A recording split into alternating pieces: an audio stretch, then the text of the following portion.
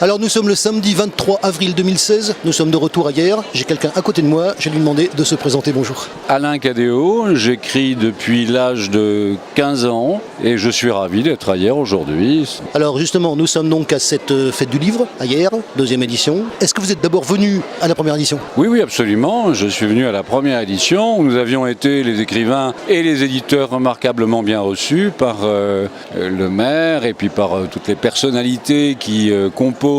Enfin, Hyères est un très bel endroit et je pense que ce qui est très intéressant ici, c'est la dimension humaine. Il n'y a pas trop d'écrivains. C'est relativement agréable encore. On peut s'entendre, on peut se parler. Il y a beaucoup de communication. Retour sur cette première édition. On va parler de nous après. Quels souvenirs vous gardez justement de cette première édition? Vous qui avez fait, alors je précise, ça se passe sur 2 jours, le samedi et le dimanche. Il y a l'accueil, il y a l'inauguration par le maire, le public. Comment vous avez vécu ça? Alors, il est vrai qu'en ce qui me concerne, je fais très peu de signatures dans des manifestations de ce genre. Donc pour moi, ça a été plutôt très favorable dans la mesure où j'ai pu sortir de ma caverne. J'appelle ça ma caverne parce que je vis un peu retiré du monde. J'ai pu rencontrer des êtres extrêmement gentils qui venaient vers moi pour me poser des questions, pour feuilleter les livres.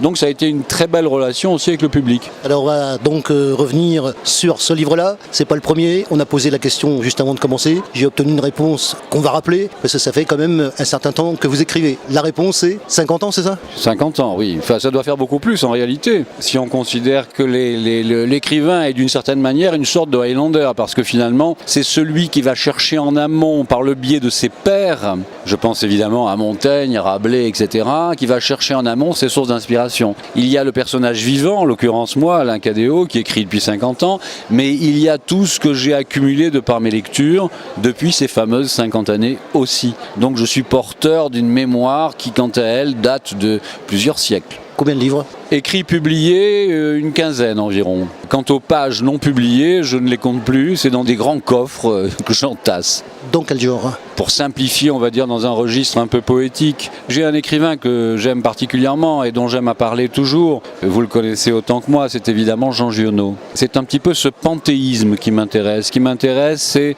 ce que certains humains dits sensibles sont capables de percevoir lorsqu'ils sont au milieu du monde, sur Terre, que ce soit par le biais des fleuves, des arbres, des oiseaux, des animaux et évidemment des rencontres qu'ils peuvent faire avec d'autres humains. On va parler de ce dernier livre qui est donc le livre présenté ici même sur cette fête du livre, seconde édition à Hyères en 2016, qui s'appelle? Alors c'est Chaque seconde est un murmure. Qui est sorti quand? Qui est sorti là, il y a quelques jours, aux éditions Mercure de France, éditeur remarquable, que j'aime à mentionner parce que c'est une équipe aussi qui s'occupe particulièrement bien de ses auteurs. Ça parle de quoi, pour résumer? Tout livre, je pense, enfin en ce qui me concerne, en fait est un alibi. C'est-à-dire qu'on a envie de dire quelque chose, mais pour bien le dire, ou disons pour être bien lu, il faut qu'il y ait une histoire. Alors quelle est l'histoire ?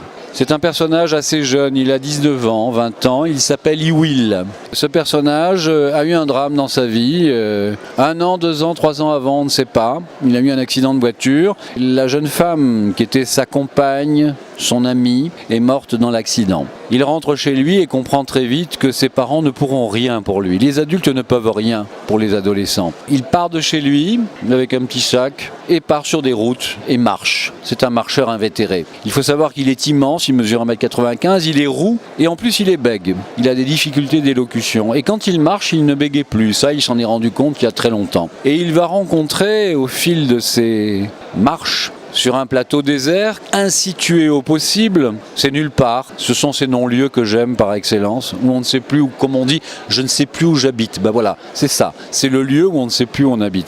Il va rencontrer un couple étrange. Lui a 50 ans, il s'appelle Laston, elle en a 35, elle s'appelle Sarah, et ils vivent avec 35 ou 40 chiens dans une maison sur un plateau désert, avec des chiens plutôt cruels, méchants. Finit par se faire accepter par ces gens, et là, Sarah, pour qui il a un coup de cœur, on le comprend très vite, va lui dire écoute, tu ne repartiras que lorsque tu auras rempli le cahier que je vais te donner. Et elle lui tend un cahier de compte, vous savez, ces grands cahiers de compte noirs comme ça, et elle lui dit voilà, quand tu auras rempli ces 200 pages, tu auras rempli ton contrat et tu pourras repartir. Et en fait, ce sont les confessions de ce jeune homme qui a un coup de cœur, comme je viens de le dire, pour Sarah, qui est fasciné par ce couple et qui à la fois a très peur de partir sans avoir fini le cahier parce qu'il a l'impression que les chiens vont le bouffer. Voilà l'histoire. Alors parlons pour parvenir à un résultat comme ça, puisque on sait qu'on est quand même un petit peu juger sur un résultat, parlons du travail qu'il faut faire pour obtenir ce travail fini, qui est ce livre. Alors le travail, c'est un travail, moi je dirais, c'est pas moi qui le disais, d'ailleurs c'était Montaigne, hein, c'est un travail quotidien. En fait,